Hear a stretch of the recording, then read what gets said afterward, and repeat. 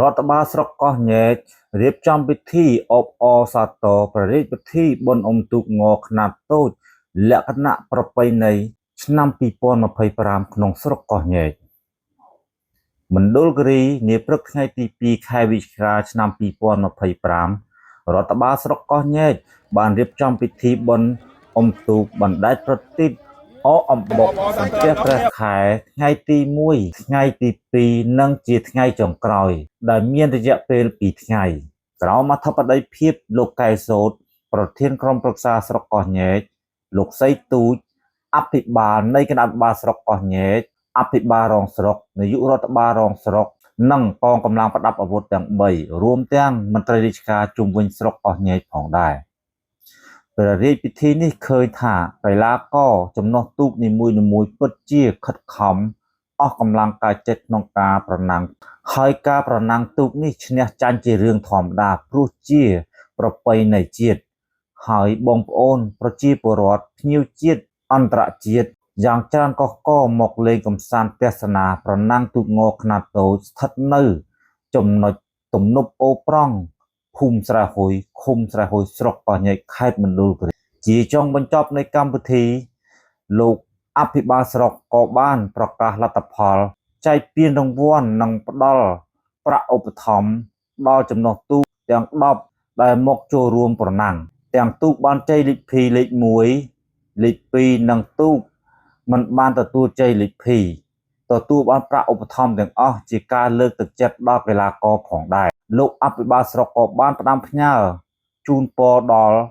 បងប្អូនកីឡាករប្រជាពលរដ្ឋភ្ញៀវជាតិនិងអន្តរជាតិទទួលបានភាពសប្បាយរីករាយនិងសុខសុវត្ថិភាពក្នុងការធ្វើដំណើរត្រឡប់ទៅផ្ទះវិញថ្ងៃអាទិត្យទី2ខែវិច្ឆិកាឆ្នាំ2025ទៅថ្ងៃទី12កើតខែកដឹកឆ្នាំម្សាញ់ស័ព្ទស័កពុទ្ធសករាជ2569បានមកបាយហើយណាប់emនៅអត់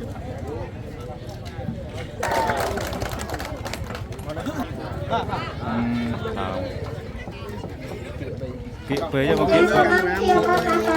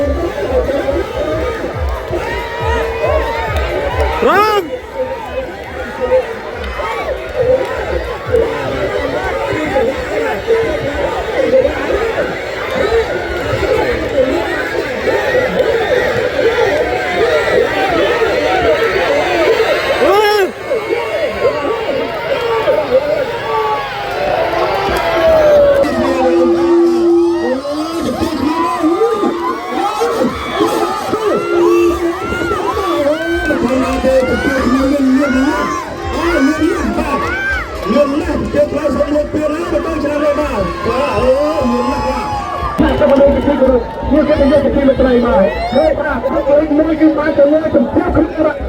ra, mà ở cái mà.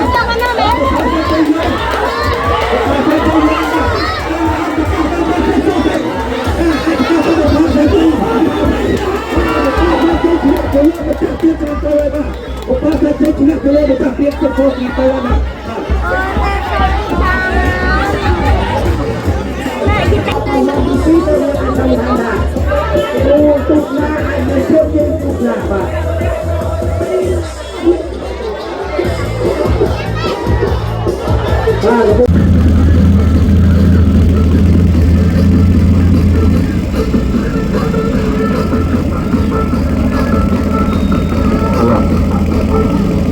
ตัวเวงเลยช่วยบ้านนะครับหน้าที่เลยช่วยบ้านมาตรงวันไม่เรื่องสินะกรรมการบ้านขอบเลยว่าไปปีบ้านไปเลี้ยง5,000 บ้านเลยไปบ้านจำนวนหน่วยเลี้ยงบ้านตุกไว้บ้านจำนวนตุกไว้จะนับ